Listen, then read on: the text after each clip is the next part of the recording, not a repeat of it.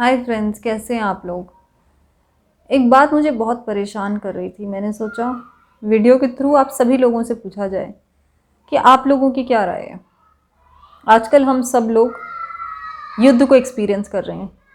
Ukraine और रूस के बीच में जो युद्ध चल रहे हैं, हर दिन न्यूज़ देखते हैं और मुझे हर दिन लगता है कि शायद आज ये युद्ध रुक जाएगा।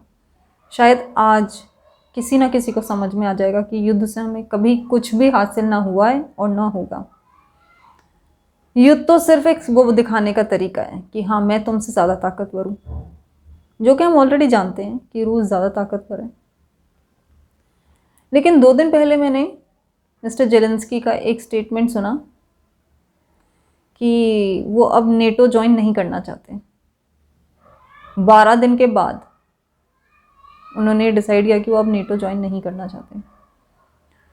फिर अभी कल मैंने एक और स्टेटमेंट सुना न्यूज़ के दौरान कि जो भी ये कुछ हुआ, ये सब कुछ जो है नेटो की वजह से ही हुआ, बिकॉज रूस कह रहा था आप ज्वाइन मत करो और वो करना चाहते थे।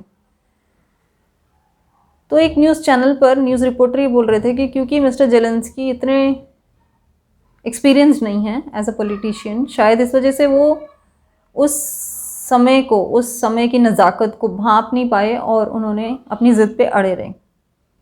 पर सवाल ये है कि जो परेशानी मुझे लग रही है, मैं आप लोगों से पता करना चाहती हूँ कि सही तरीका क्या है। मतलब अगर कोई ताकतवर इंसान, जैसे रूस ज़्यादा ताकतवर है और उसने कहा कि जैसा मैं कहूँगा वैसा होगा, या मैं ऐसा कह रहा हूँ तो वैसा नहीं होगा, ये बात सही है, उन्हें चुपचाप ये बात मान लेनी चाहिए थी। या जिस जज्बे के साथ यूक्रेन के सभी लोग और उनके प्रेसिडेंट लड़ रहे हैं, ये जानते हुए कि वो कम ताकतवर हैं, ये जानते हुए कि शायद वो इस युद्ध में जीत ना पाए, लेकिन फिर भी पूरी मैं देखती हूँ देशभक्ति के साथ, मतलब जो अपनी जान गंवाने के लिए लोग तैयार हैं और जीत का सपना देख रहे हैं। सही क्या है? दुनियादारी के तरीके से अगर हम देखें तो नॉर्मली क्या होता है, सब जगह ऐसा ही होता है मेरे ख्याल से।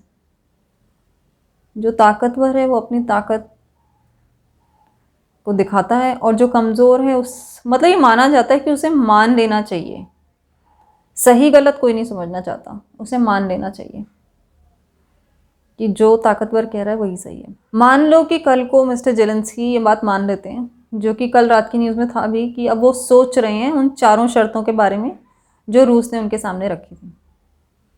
मान लो उन्हें बात समझ आ गई और वो मान भी लेते हैं, तो वो जो 20 मिलियन लोग अपने घरों से निकल के जाने कहाँ कहाँ रह रहे हैं अभी, उनका क्या? किसी आदमी का एक घर, एक बच्चा, एक नौकरी। मैं तो देख रही थी एक वॉकर से, एक बहुत बूढ़ी आंटी वॉकर से चल के देश से निकलने की कोशिश कर रही हैं, किसी सुरक्षित स्थान पे ले जाने की कोशिश कर रही हैं।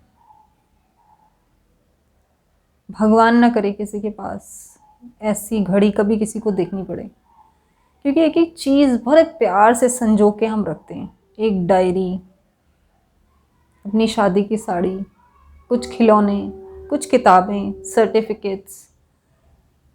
जब जाने का वक्त आए देश छोड़ के, तो आदमी क्या ले जाए और क्या छोड़ दे, बहुत मुश्किल है।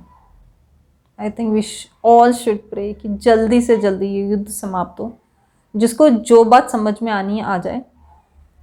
लेकिन एक बात तो सभी को समझ में आ जाए, प्लीज़, युद्ध से ना तो कभी कुछ हासिल हुआ है ना कभी हासिल होगा।